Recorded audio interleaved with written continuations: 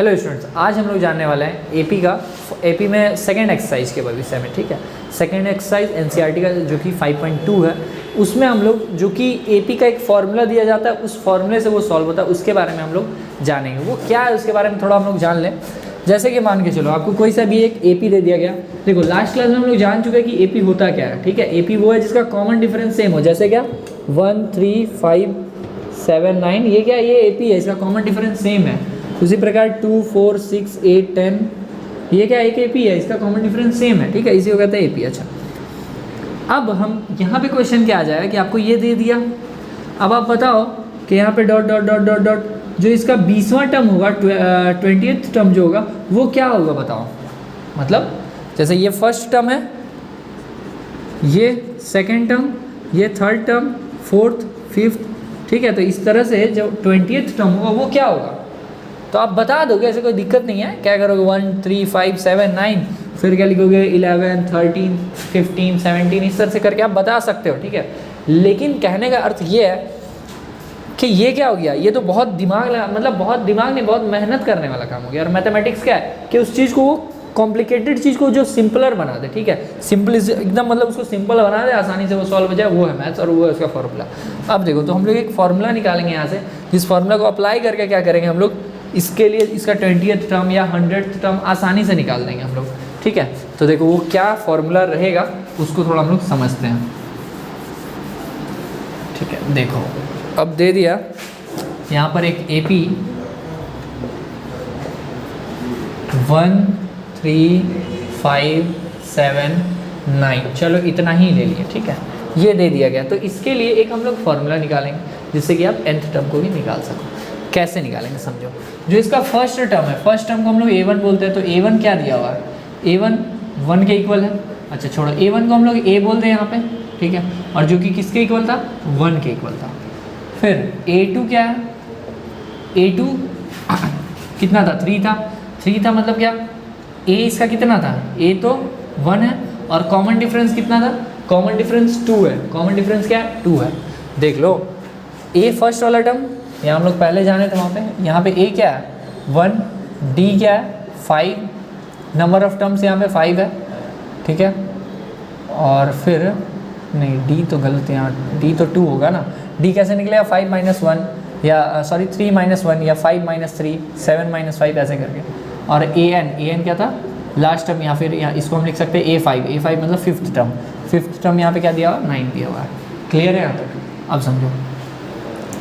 तो a2 को हम लोग क्या बोल देंगे, a + d क्या है 2, तो मतलब कि आप a मतलब 1 और 2 को ऐड करोगे तो क्या आ जाएगा 3 आ जाएगा।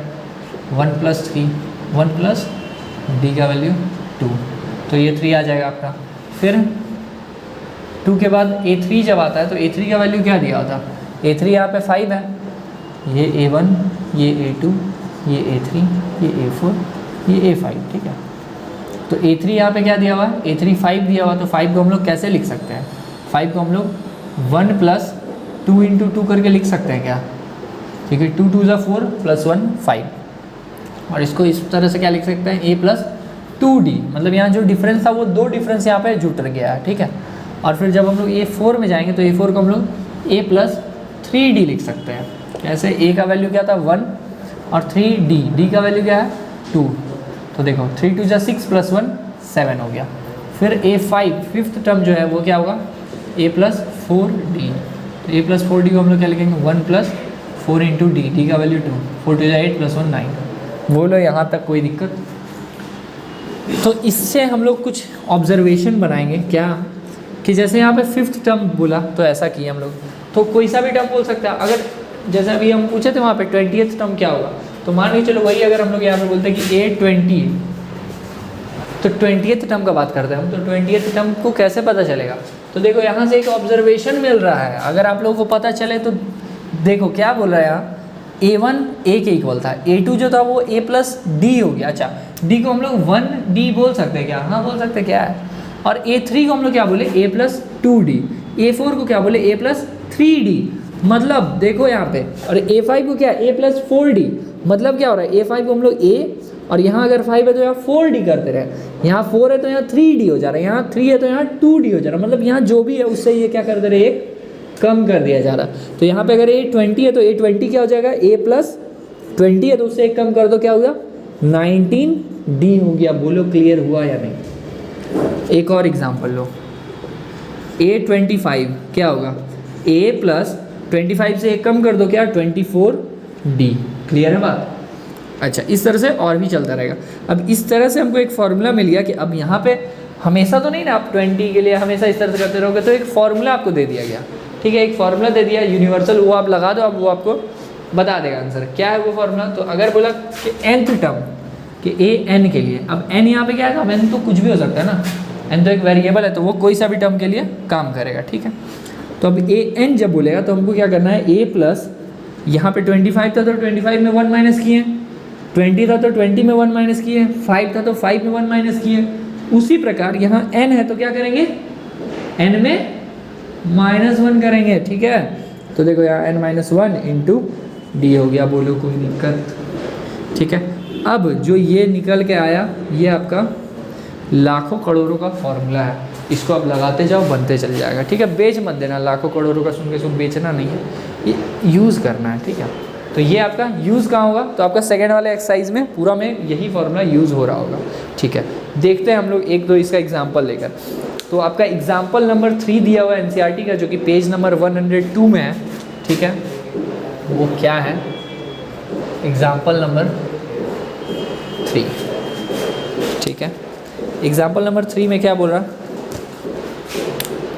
एक AP दिया हुआ है, वो है 2 7 12 ... अब पूछा गया इसका 10th term, find 10th term, ठीक है। 10th टर्म इसका क्या होगा, तो अब समझो 10th टर्म यहाँ पे फाइंड करना है हम लोगों को। तो 10th टर्म कैसे फाइंड करेंगे, तो बस फॉर्मूला क्या बोला हमको, an equals to a plus n-1 into d. n क्या है यहाँ पे, 10th टर्म फाइंड करना है, तो a10 इक्वल्स टू a का वैल्यू, a मतलब फर्स्ट वाला टर्म यहाँ पे क्या है 2 प्लस n क्या है यहाँ पे 10th टर्म चाहिए था, तो 10-1 इंटू डी। कॉमन डिफरेंस क्या है यहाँ पे, 12 - 7 7 - 2 कितना 5 आ रहा है, ठीक है। तो यहाँ पे क्या हो जाएगा 5, 2 प्लस 10 - 1 9 इंटू 5, 9 5 से 45 प्लस 2 7 47। क्लियर हुआ, a10 का वैल्यू 47 होगा। बोलो हाँ या ना, ठीक है। ये एग्जाम्पल नंबर 3 था आपका NCERT का।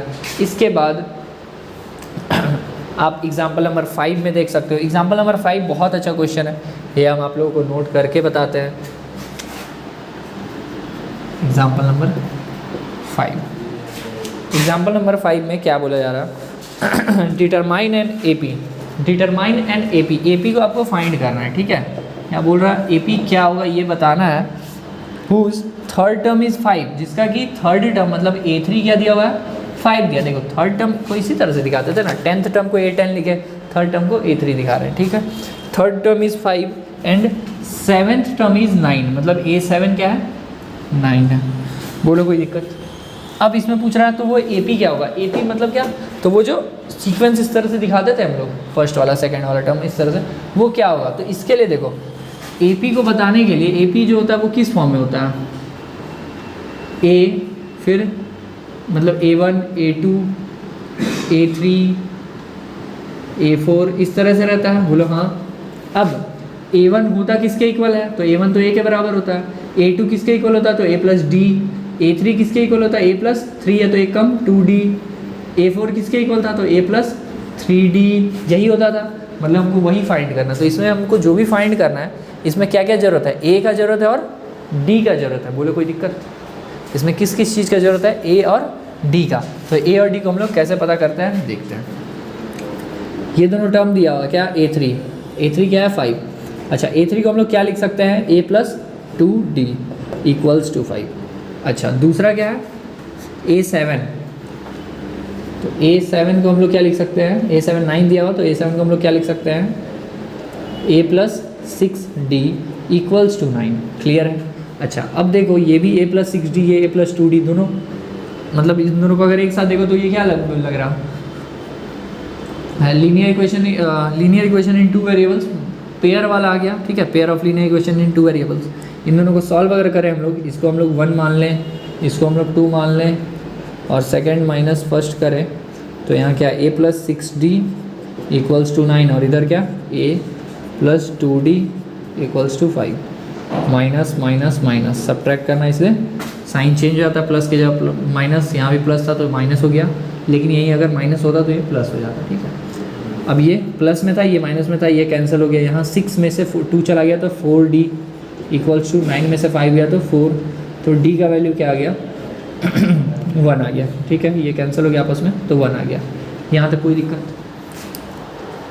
दिक्कत नहीं। अब जब d का वैल्यू आ गया, a को कैसे निकालेंगे, तो d का वैल्यू जो 1 आया उसको हम लोग पुट कर देंगे किसी में भी, या तो इसमें या तो इसमें, लिख देंगे putting the value of d in equation 1। Equation 1 क्या है, a + 2d = 5, तो a की जगह a, 2 की जगह 2, और d का वैल्यू आ गया 1 = 5, 2 × 2 a = 5 - 2 and a = 3। बोलो कोई दिक्कत, कोई कष्ट है, अब तक समझ में आ गया सारा कुछ, ठीक है। अब जब a और d निकल गया तो अब हम वो AP निकाल देंगे, तो AP कैसे निकलेगा, तो AP = क्या हो जाएगा, a + d, a + 2d, a + 3d, इस तरह से रहेगा, ठीक है। और डॉट डॉट आगे भी निकाल सकते हो, लेकिन मेनली यहाँ पे 3-4 टर्म निकाल के दिखा देना, उससे ज़्यादा ज़रूरत नहीं है। अब यहाँ पे फर्स्ट वाला टर्म, तो a क्या है यहाँ पे 3 प्लस d का वैल्यू क्या था 1, ये हो गया। फिर यहाँ प्लस क्यों आ गया, कॉमा देना था, यहाँ a + 2d मतलब 2 × 1, ठीक है। फिर a + 3d, तो a है 3 और 3 × d क्या है 1, ठीक है, 3 + 3 6। अब इसको अगर आप सॉल्व करें यहाँ लिख दो, तो 3 का वैल्यू 3, 3 + 1 क्या हो गया 4, 2 × 1 2 + 3 5, 3 × 1 3 + 3 6। कोई दिक्कत, इस तरह से आप चाहो तो आगे भी दिखा सकते हो। तो बात समझ में आई, ये कैसे बताना है इसको। कभी कभी क्वेश्चन में क्या किया जाएगा कि इस जगह पे पूछेगा बताइए इसका 17th टर्म क्या होगा, ठीक है, ये दिया हुआ था, ये 2 टर्म a3 और a7, बोलेगा 70th टर्म क्या होगा, तो 70th टर्म मतलब क्या a17, तो a17 क्या होगा a + 16d। तो आप क्या करना था आपको, a का वैल्यू आप 3 पुट कर दोगे, 16 का 16 और d का वैल्यू 1, 3 + 16 = 16 प्लस क्या हो गया 19। कोई दिक्कत, क्लियर हो रहा, ठीक है। अच्छा, और इसी फॉर्मूले से आपको क्या करना है, इस एक्सरसाइज के क्वेश्चंस को सॉल्व करना है।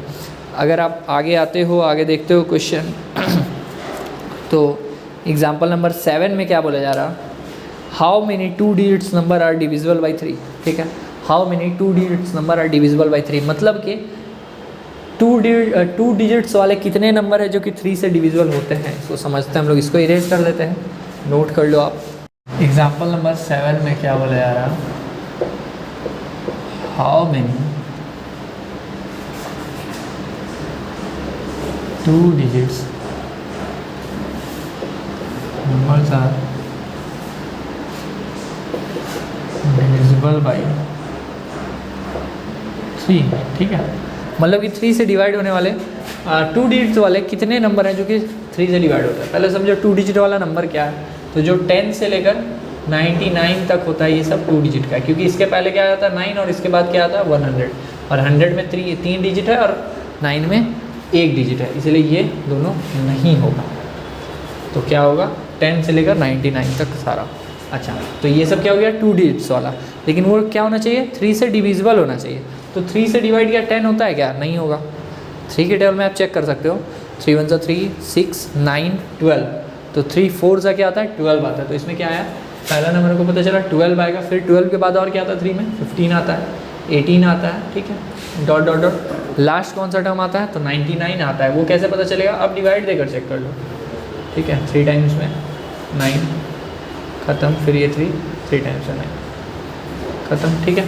तो यहाँ पे लास्ट टर्म क्या आएगा 99 भी जो है 33 के टेबल से डिवाइड हो जाता है। अच्छा, अब जब आपको ये मिल गया, आपसे पूछा क्या जा रहा पहले वो देखिए। यहाँ आपको क्या पता है और क्या फाइंड करना है वो दोनों लिखना है। आपको a का वैल्यू पता है 12, कॉमन डिफरेंस 15 माइनस 12 ये 3 आ गया, और क्या an मतलब लास्ट टर्म क्या है 99 ये पता है, और a तो नहीं n यहाँ पे क्या है नंबर ऑफ टर्म्स, तो यहाँ पे वही पूछा गया हाउ मेनी 2 डिजिट्स मतलब कितने नंबर ऑफ टर्म्स, तो n यहाँ पे आपको फाइंड करना है। ठीक है, कैसे फाइंड करना है, तो बस फॉर्मूला पे आ जाओ। an इक्वल्स टू क्या था a plus n minus 1 into D. an क्या है 99 इक्वल्स टू a क्या है 12 plus n minus 1 into d है 3, 99 प्लस 12 है minus 12 equals to n minus 1 into 3। इसमें आप माइनस कर दो, 9 में 2 गया 7, 9 में 1 है 8 इक्वल्स टू यहाँ 3 मल्टीप्लाई का था वो डिवाइड में आ गया, इधर n माइनस 1 रहा। इसके बाद आप 3 से इसको डिवाइड करोगे तो क्या आ जाएगा 29 आएगा शायद, हाँ 29। अब ये जो -1 है वो इधर आ जाएगा +1, तो n का वैल्यू क्या आ गया 30 आ गया। बोलो कोई दिक्कत, तो n का वैल्यू यहाँ पे 30 आ गया। मतलब कि 30 टर्म्स ऐसे हैं, देर आर 30 डिजिट्स बोल सकते हैं, 2 डिजिट्स वाले 30 नंबर्स हैं जो कि क्या हो रहा है डिवाइड हो रहे हैं 3 से। क्लियर है बात, यहाँ तक समझ में आ गया उम्मीद है। अब आप लोगों का बचा हुआ जो एक्सरसाइज का पार्ट है, एक्सरसाइज में आप स्टार्टिंग क्वेश्चन को खुद से ट्राई कर सकते हो। अगर डाउट आता है आप कमेंट कर सकते हो कि हाँ दिक्कत हो रहा है, तो हम पूरा एक्सरसाइज का वीडियो अपलोड कर देंगे। ठीक है, अभी के लिए इसको यही रखते हैं। Thank you.